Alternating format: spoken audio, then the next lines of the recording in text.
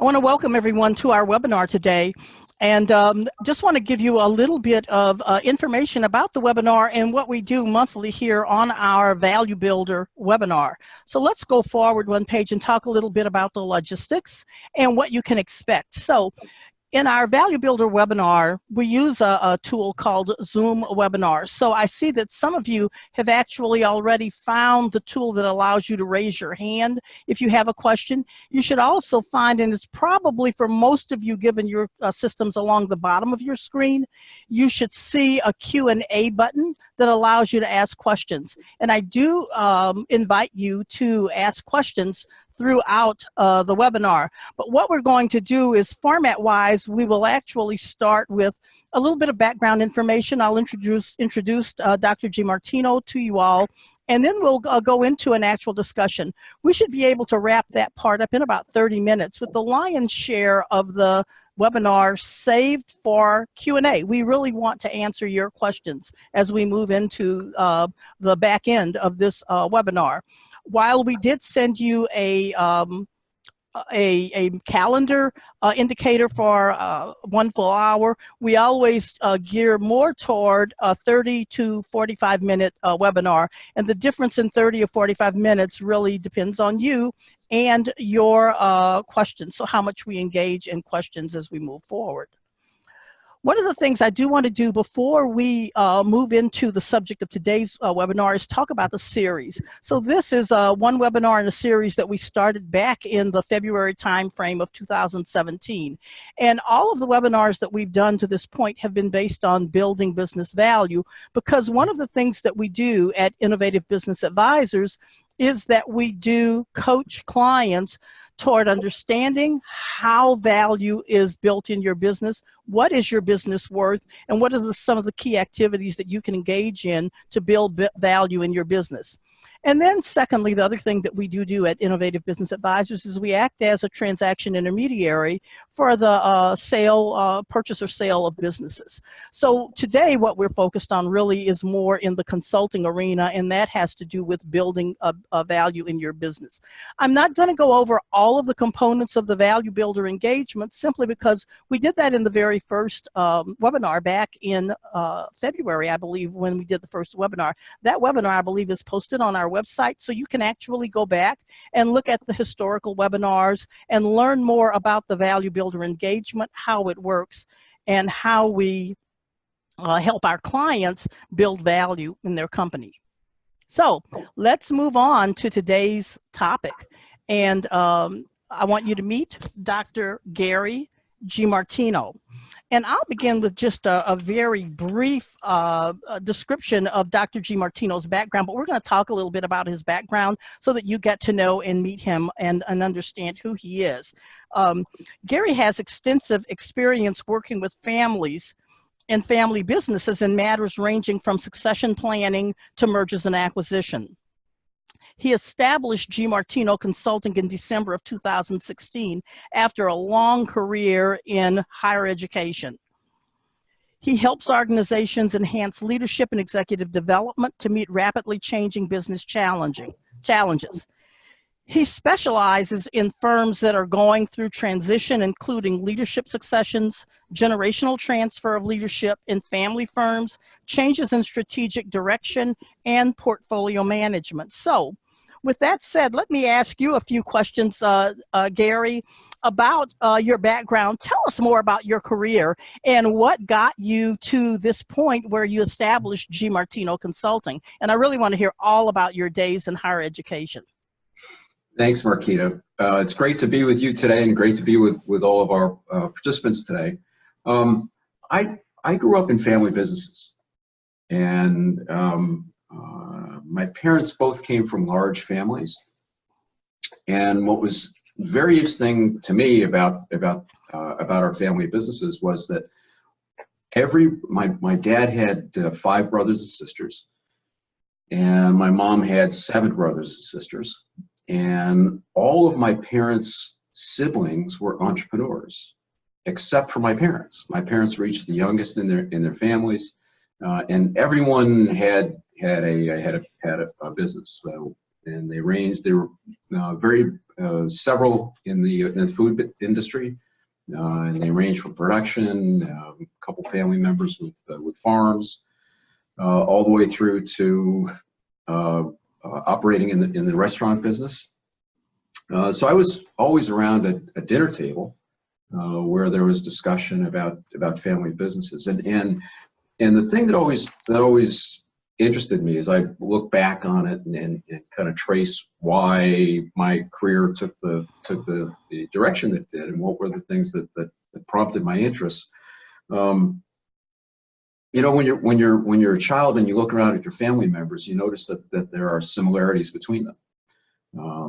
Brothers tend to look alike. My uncles tended to look a little bit like each other. My aunts tended to look a little bit like each other.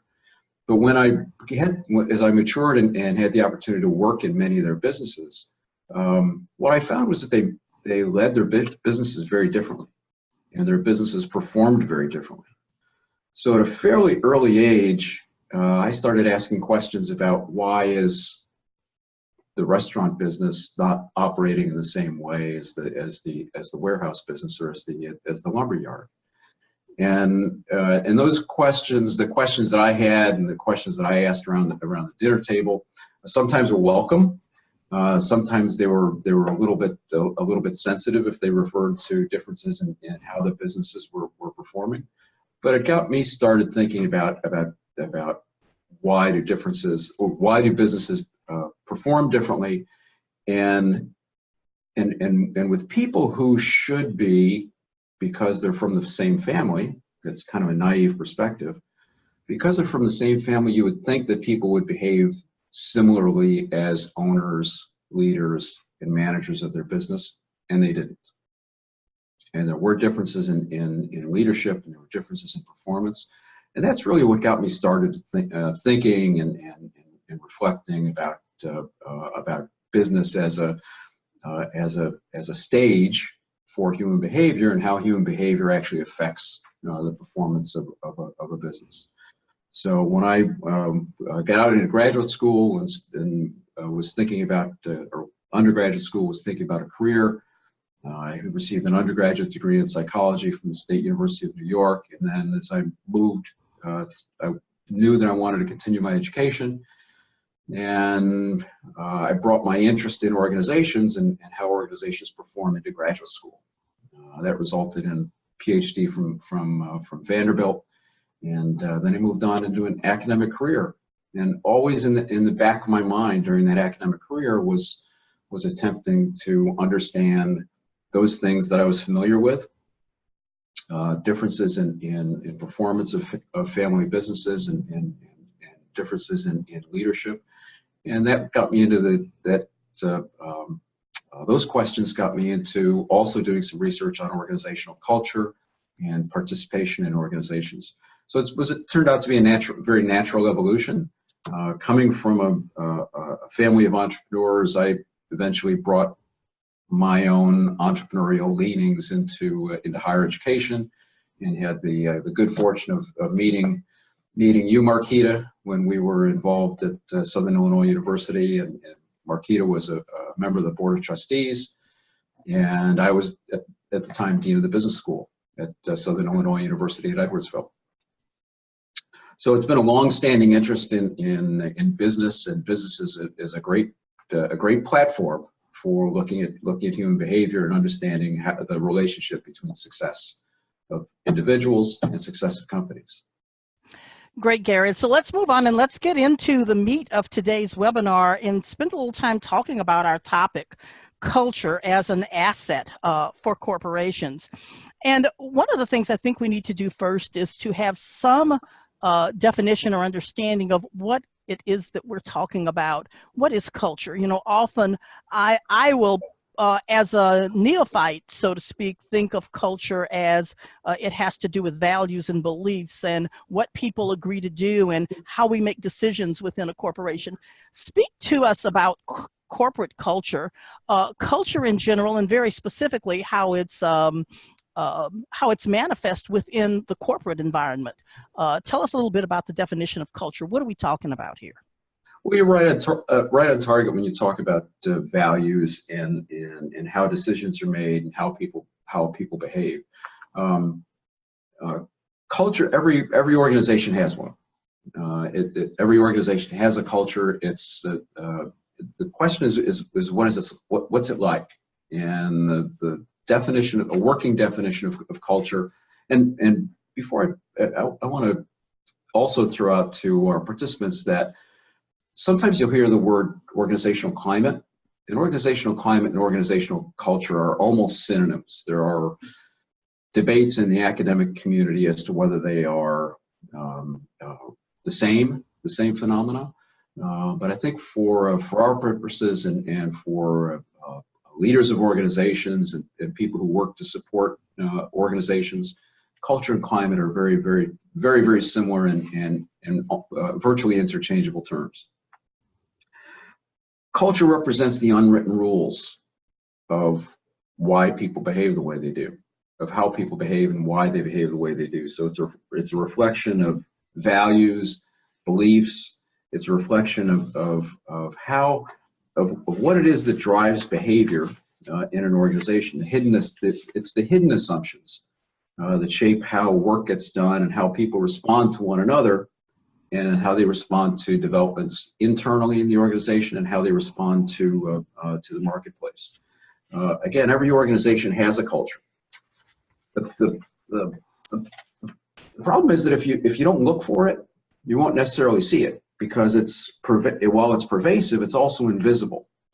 For those of us who work with companies to help them articulate what their culture is, there are some ways in which we tease out some questions that we ask leaders and employees about what those norms and values are that help us to tease out what that culture is and how that culture operates to affect the way people behave at work.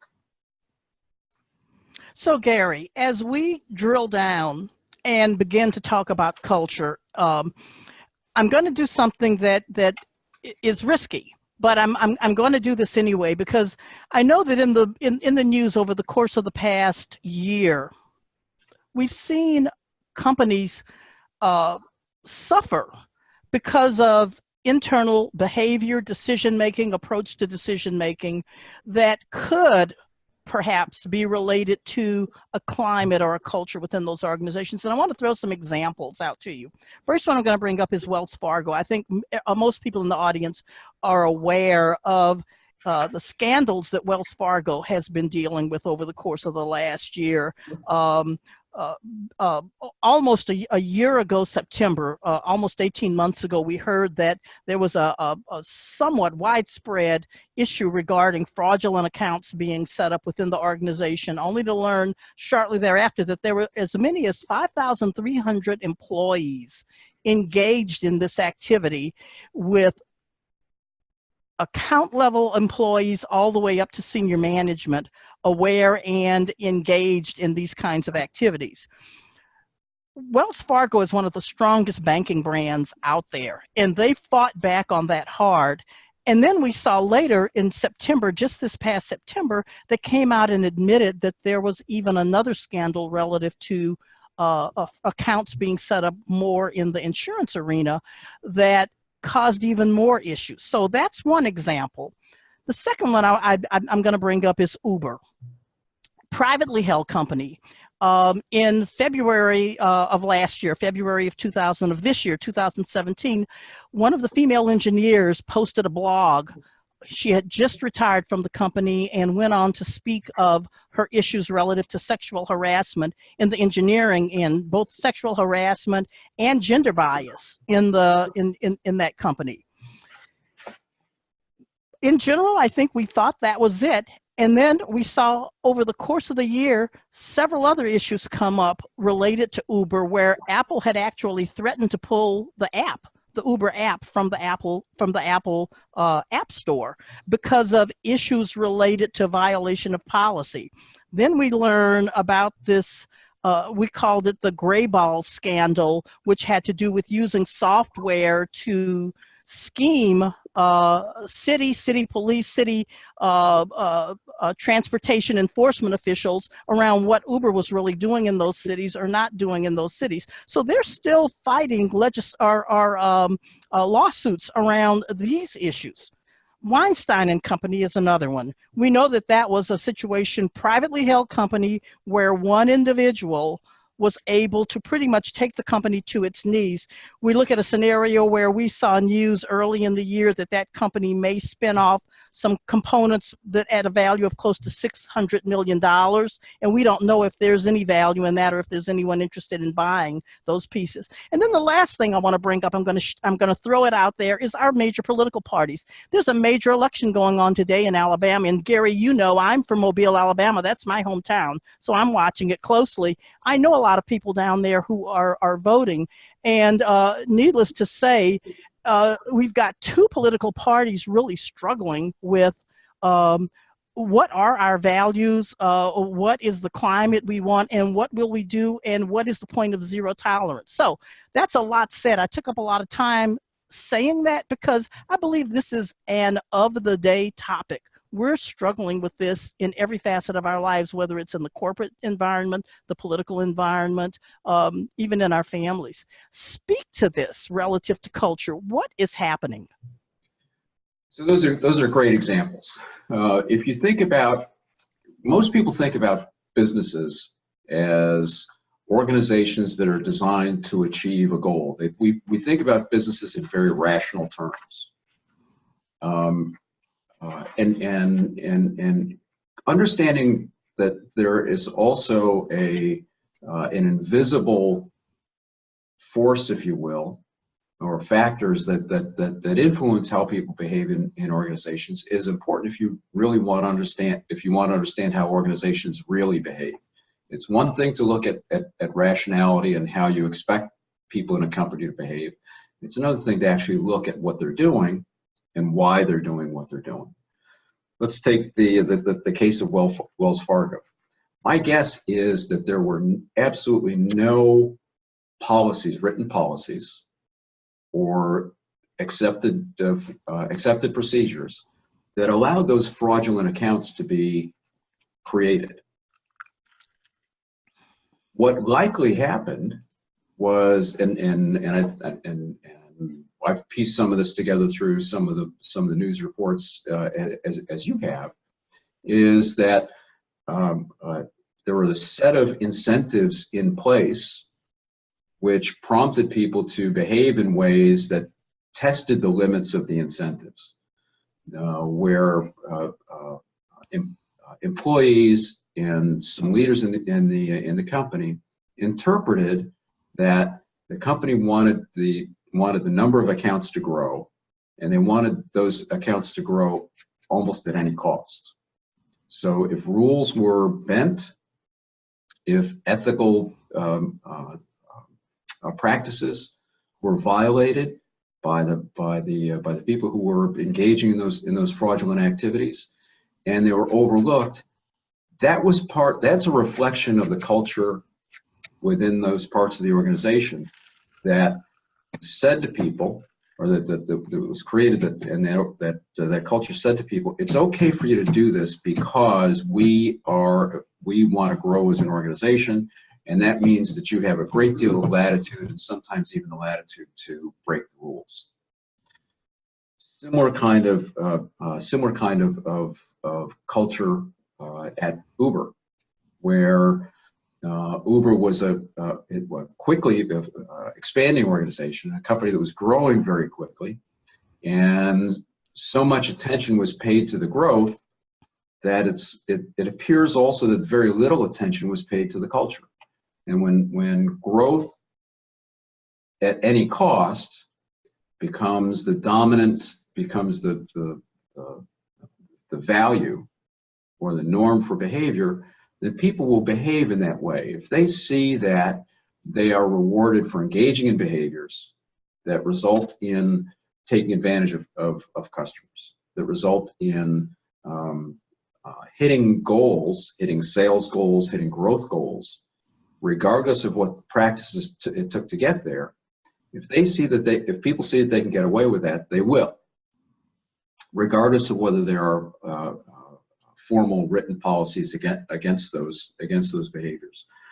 So it's really a question of what's the difference between what people see in terms of formal expectations, and what do they see in terms of informal expectations, and how do they believe the organization really works.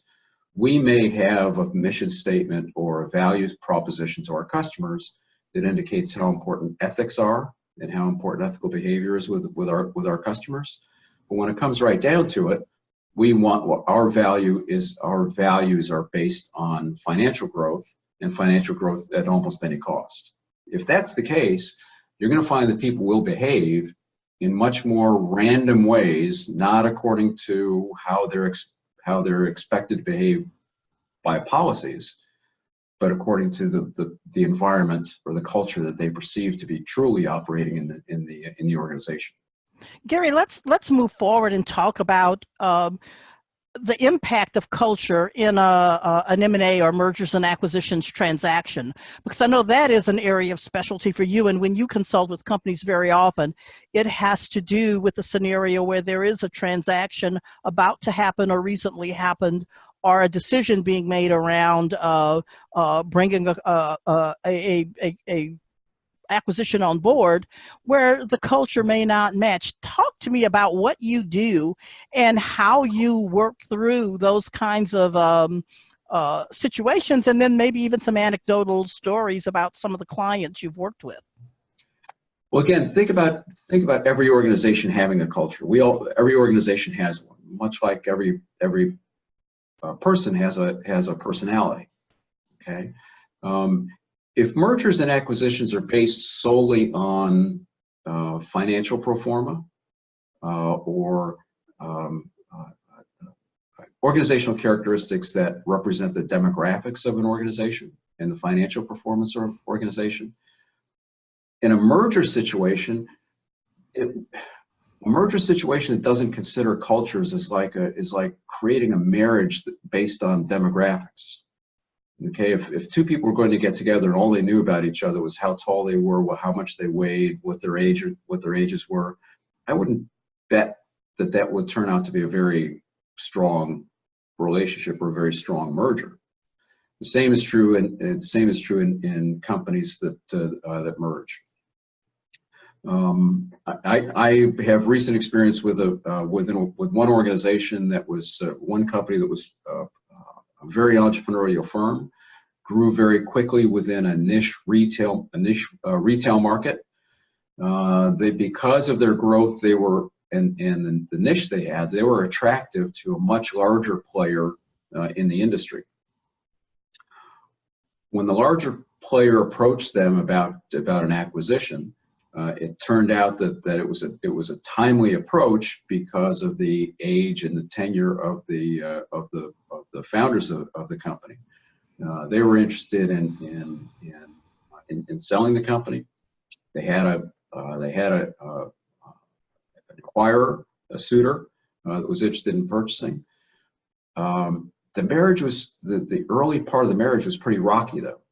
The larger organization, the acquiring company, was a large bureaucratic company that had its roots in a country outside the United States.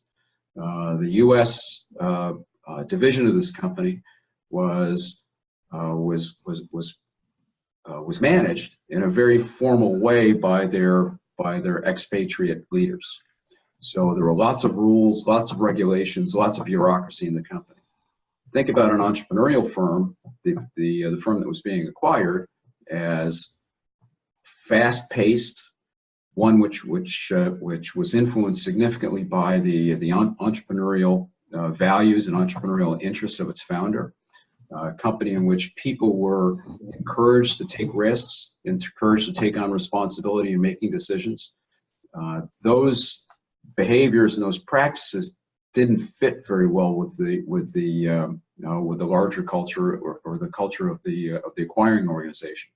So we had to spend a good deal of time going back, kind of tracing back to the original characteristics, the original cultures of the organization, and actually articulate those in a way that leaders of both company could understand why the merger was running into difficulties, and people in the target company, the company that was being acquired, were not behaving in ways that were expected or the norm with people with the larger company. Think about everything from how purchasing was done, how projects were prepared for internal funding and support. The entrepreneurial firm was expected to continue to grow, but they found that they encountered significant bureaucratic roadblocks in preparing proposals and preparing proposals for internal funding of expansions. So that difference in culture was really what held the organization back, and it held them back for over a year, and disappointed both sides, where the acquired firm felt as if their entrepreneurial interests were being frustrated, and the bureaucratic firm felt as if this merger was never going to work because the people in the entrepreneurial firm couldn't learn how to do things their way. It was a real dilemma, which could have been anticipated had there been a recognition by leadership up front that when you merge two organizations in a relationship, just in the same way that if you merge two people into a relationship, that those personality in the same way that personality factors affect the success of a personal relationship, cultural factors will affect the success or failure of a merger. So let me ask you a question regarding senior management, the board of directors, first line management. Can management set the culture and change the culture in a company? If in fact, let's say a company decides that we have a climate here that is not conducive to growth, or not conducive to the brand that we want our clients to recognize within us.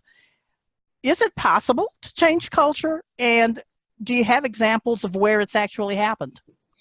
Let's go back to the examples that you brought up earlier.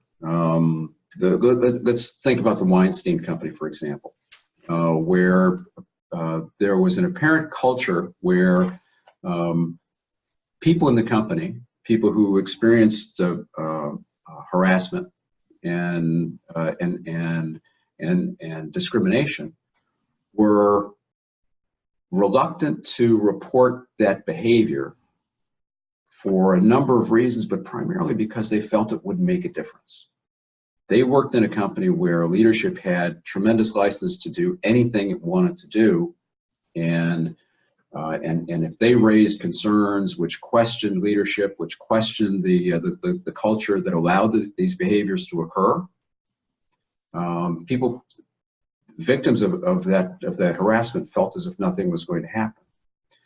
When there was finally a break and a recognition that these cultural factors were influencing and allowing these behaviors to take place, I think that that crack in the culture, that building of awareness, allowed everyone in the organization to begin thinking about, and when I say everyone in the organization, I'm referring primarily to leadership and board, to have a deeper insight into what the culture was really like. And they couldn't change it until they understood what it was really like. So those reports coming to light, which challenged the way everyone thought things should be, or everything thought about how people should behave in the organization. When those challenges arose, it gave the company an opportunity, and the board an opportunity, to begin to ask questions about how pervasive is this? Is it happening? Is it happening often? How deeply does it happen in the organization? And those are the kinds of questions that have to be asked in order for any company to get a handle on what its culture is and whether it can be changed. So the first step in trying to in trying to change a culture is to be able to articulate what a culture is. What is the culture? Again, differs from organization to organization, so you can't assume that it's the same in every company. Every company is unique. Every company has influences of its founder, of its leadership, of its board, and you need to ask the questions about the dimensions of organizational culture that allow you to articulate it first, determine whether that's a desirable culture, and if it's not desirable, what do we need to do to change it? So let me pose another question to you, and I'm going to use a company as an example here as we talk through this particular scenario.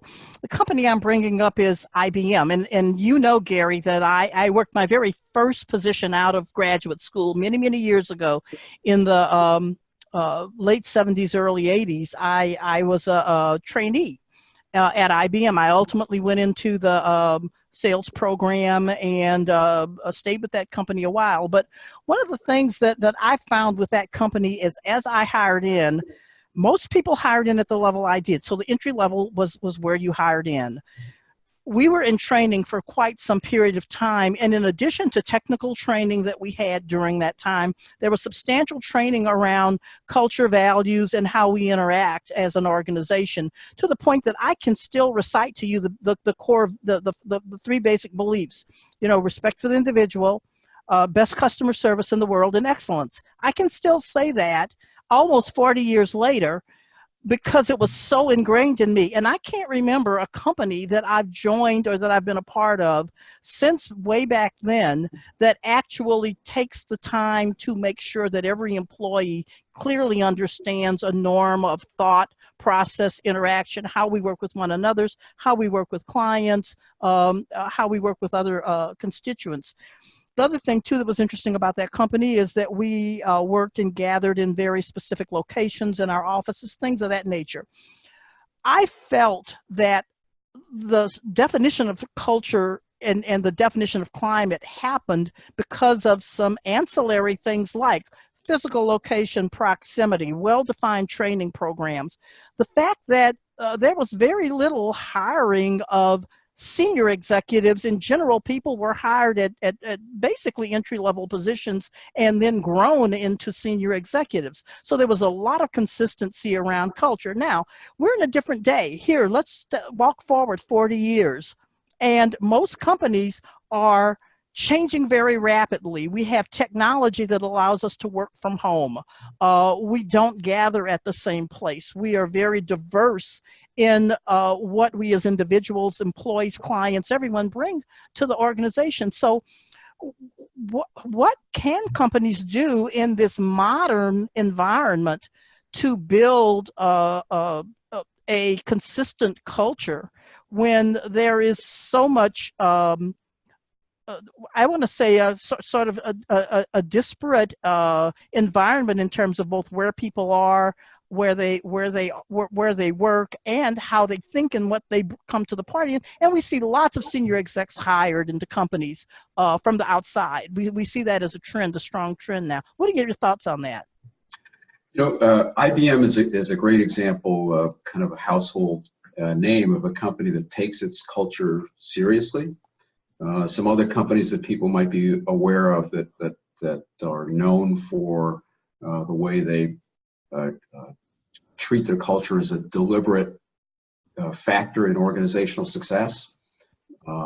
General Electric and Procter and Gamble, and it starts with an understanding on the part of leadership in the company that culture does contribute to the bottom line of the company's performance.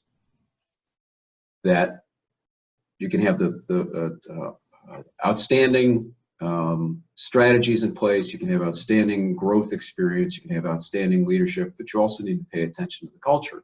And if your company is performing well, understanding how your culture contributes to that performance can help you lead as a corporate leader through times of change, like the times that you're speaking about, with increased globalization, with more and more people working at home, more and more people working in virtual teams. It's more difficult under those circumstances when people don't come together and share conversations and share values on a one-to-one basis. It's more difficult to deliberately create the kind of culture that leads to your company's success. So I think the examples that you brought up of training and coaching in organizations like IBM and GE and Procter and Gamble, there are very deliberate ways in which those companies promote their organizational culture, and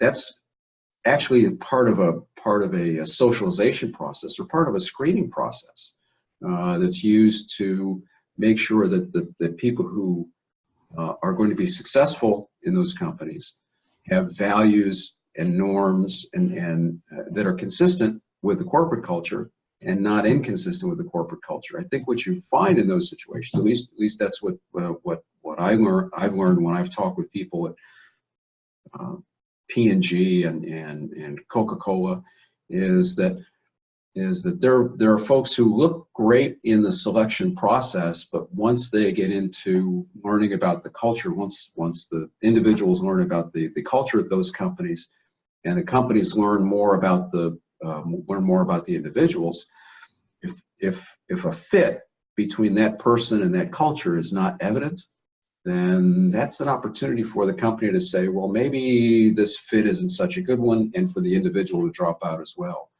But I think keeping that that idea that culture is a prime consideration in organizational success, that it's invisible, and we need to take very deliberate steps to understand what our culture is, and then only can we take very deliberate steps to shape or change our culture. Okay, great. So let's move on to the Q&A. We're about 38 minutes into the webinar now, and I want to make sure that we have enough time to answer questions and to allow you, Dr. Giamartino, to answer some of the questions. And it looks like some people have actually posed questions already. So I will read the questions that we have already, and I encourage all participants, if you have a question, go ahead and type your question into the Q&A box, and we will answer them in the order that they're coming up. So our first question is from Malika, and she asked, why is culture so difficult to change? As I've heard, culture trumps strategy every time. What are your thoughts on that? Culture trumps strategy every time, and when we know how to develop a strategy, right? We know that strategies are developed in response to changes in markets, and changes in customer expectations, changes in how we see opportunities, how internally companies see opportunities for growth and development. The indicators that lead to strategy are often very obvious, very easy for us to see. That's not the case with culture. Unless you spend time clearly articulating what a culture is, you're not going to be able to understand it, and you're not going to be able to change it. There are several companies and several professionals like myself who work in the field of organizational culture, and when we find companies that are interested in understanding their culture better because they want to, or when we find a company that wants to change their culture, the first thing we ask is, what is it like now? And we'll often use tools, surveys, interviews, observations of behavior in teams or in groups to help us come to a better understanding of what the culture is like with a snapshot. And then the next step is to compare that to what the company would like to see in terms of culture. And then only then is it possible to put into place some deliberate steps which can lead to a cultural change. But cultural change often involves people behaving differently. And given that the definition of culture is one in which it's a set of unwritten or invisible rules that determine how people behave, it really requires that those rules become more evident, become obvious, become visible to everyone before you can change them. It's interesting that you say that, because we talked earlier on about the scenarios with some of the companies where the perception was that there was reward for doing things that really were not consistent with the culture that they want. So it sounds that it has an awful lot to do with reward profile within a company and an organization in that structure relative to how they will behave. Let's look at Terry's question. Terry asks, is there a set of questions you can ask a company to help determine what the culture is like? You started to touch on that a little bit. Tell us more about how you go in and work with the company, and are there tools that we as M&A professionals can use to help companies better understand issues around culture in that transaction they're about to undertake? There are about a half dozen organization culture assessment tools that are available, and they're most successfully used when companies are guided or partner with someone who understands organization culture.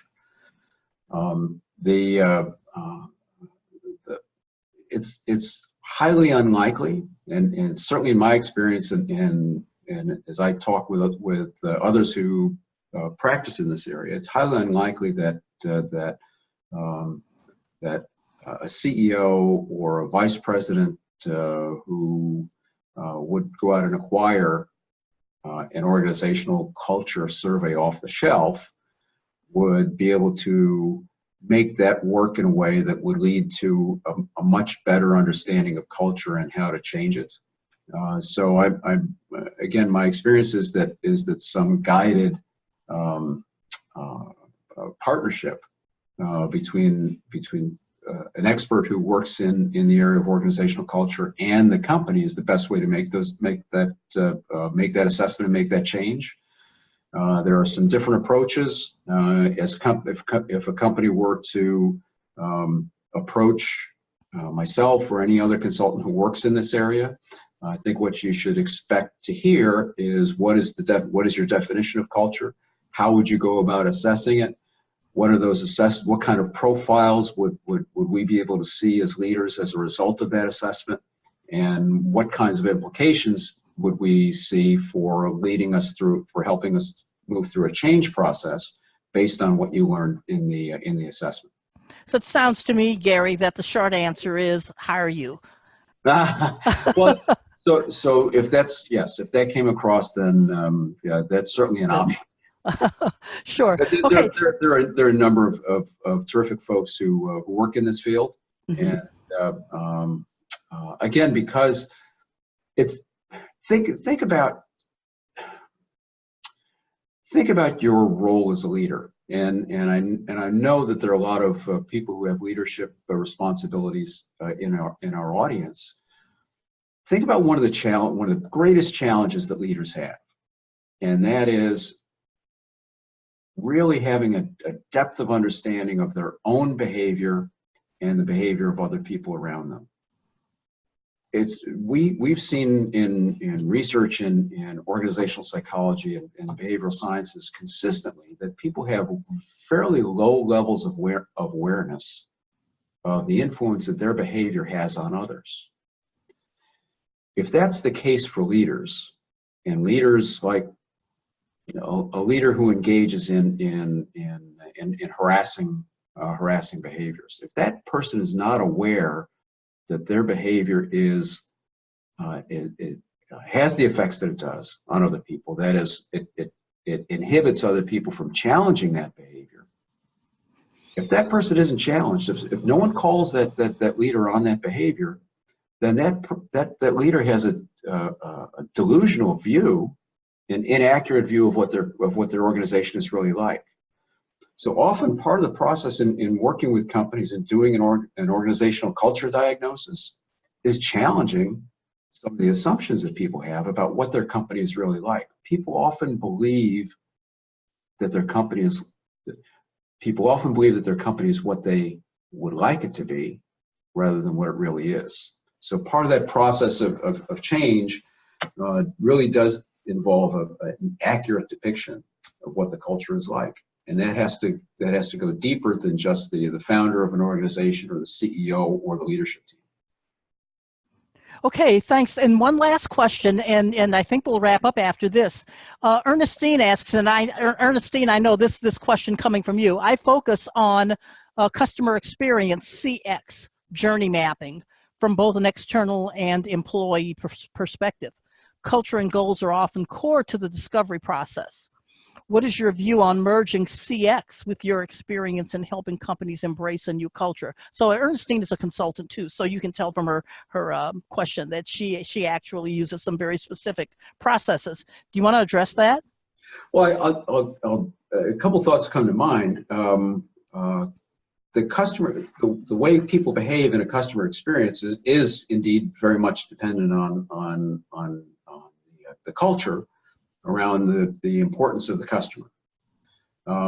We could probably come up with some examples of companies that we think promote a great customer experience. And in those companies, there are very deliberate efforts to create a culture in which employees feel, understand that customers are important, understand that pleasing a customer, taking care of a customer is of utmost value to the company. Employees are given the discretion to use as many resources as possible to meet customers' needs, to satisfy a customer. And where those conditions aren't present, it's unlikely that those behaviors are going to occur. So I guess the short answer is there a relationship between customer experience and culture? Absolutely. In the same way that there's a relationship between ethical practices and culture, customer experience, attitudes, and employee behaviors toward growth are all supported or not supported by the culture of an organization. So if you want to understand the customer experience, I think you would have to do the kind of things that Ernestine probably does in working with customer experience programs in companies, and then understand whether if the company is experiencing successful practices with their customers, if customers feel satisfied, if customers feel that they have a positive experience, what are the corporate practices and what are the personal practices that promote that or inhibit that from happening if the customer is not having a good experience, and how do those link to culture? Yeah. Okay, great. Well, thanks so much, Gary. It looks like we're pushing right up to 11:45 now. So we're going to begin to wrap up, and we have no more questions here to take a look at. So let's move forward and just move forward with the wrap up. So I want to reiterate to everyone that one of the key services we offer at Innovative is consultation on helping to understand and build value in your company. So there are 3 easy ways to do this. You answer a questionnaire. You have access to that questionnaire from our website, innovativeba.com, www.innovativeba.com.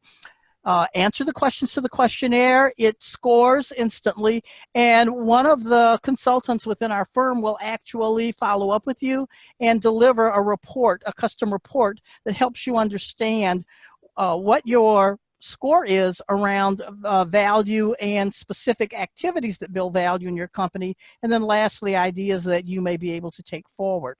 So let's wrap up now with, again, on the last chart, here's our client website, www.innovativeba.com/value builder questionnaire. You can go directly to the home page, or you can go directly to the questionnaire.